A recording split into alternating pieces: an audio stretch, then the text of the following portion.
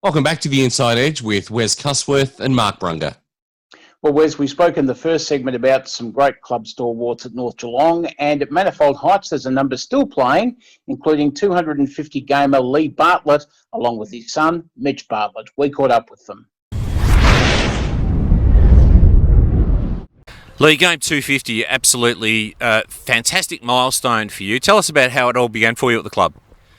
Back in '97, I was working with a friend back in the Godfrey Hurst days that I'd given cricket away for a couple of years, and he said, "Why don't you come down for a game of cricket?" And it ended up being the old Geelong Cement back in those days. Mitch, great to have you as part of our program. Tell me about what it means for you to see your father reach such a significant milestone. Very proud, mate. I've been pretty special to have dad like Lee, and to be at 5 years of age and just teaching me the ropes, and not just with patience with cricket but probably with life as well. He's teaching me a lot of things with both on and off the field, mate, so yeah, very proud.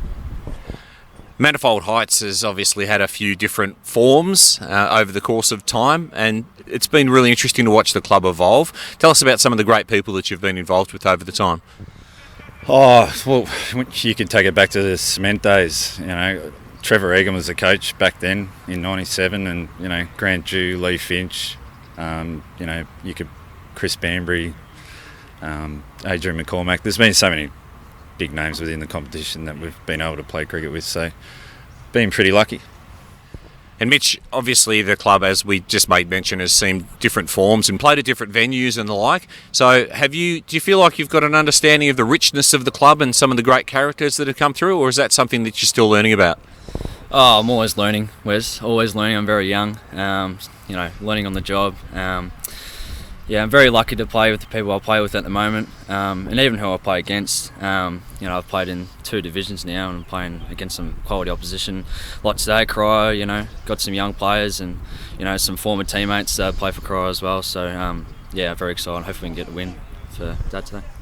And Lee, obviously, as one of the more seasoned players in the competition, what does the future hold for you in the Manifold Heights Cricket Club, and how aspirational is the club in terms of moving back up the divisions?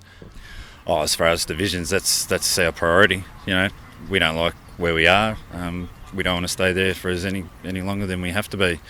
As for what I want to do, the 50 over sort of game's looking after me at the moment.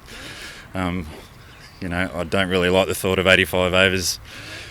So I might have to have a chat to the powers to be if we can keep the one-day cricket. But, I'll play turf as long as I can, but the days are numbered.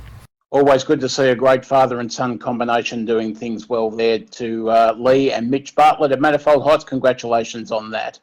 Well, the visit to Corio Oval also gave us the opportunity to speak to Corio captain Anthony Grace a week after his remarkable unbeaten 170 and just before he struck another enterprising 60 to steer the Devils home. So, firstly, congratulations on a terrific knock last week. Obviously, it must have been really pleasing for things to come together the way they did.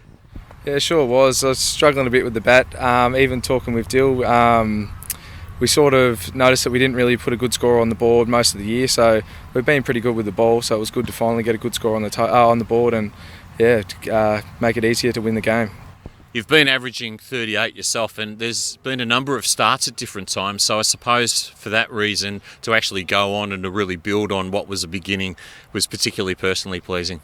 Yeah, we always say a lot of boys get a few starts, you get to your 20s, 25s, and it's all about that one person going on, and it was good building a few partnerships, which made it a lot easier for me on the day.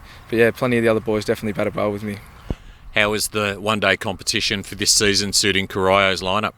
Yeah, actually suiting us pretty well, actually. Even though there's been a few times we've been bowled out before the overs, but we do like our one-day cricket a lot more than the 2 days.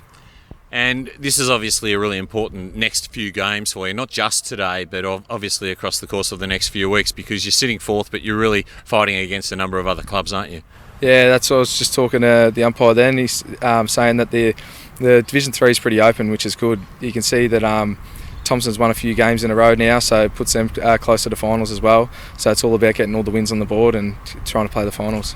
And like a number of clubs, I imagine Coroya's got a fairly decent blend of both youth and experience.